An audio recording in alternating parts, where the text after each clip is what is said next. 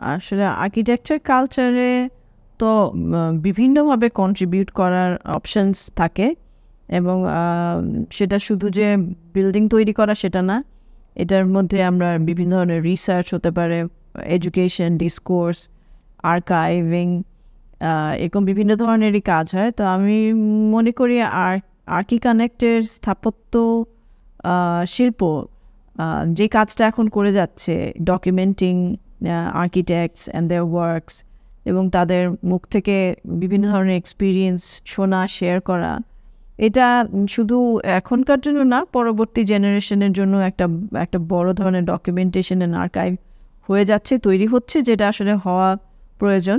আমাদের দেশে এটার একটা ল্যাকিং আছে, সবসময় আমরা ডকুমেন্টেশন করি না। তো আমি মনে করি এটা একটা বিরাট একটা কাজ হাতে নিয়েছে আর্কি কানেক্ট। সো সেটার জন্য আমি তাদেরকে সাধুবাদ জানাই। Thank you so much.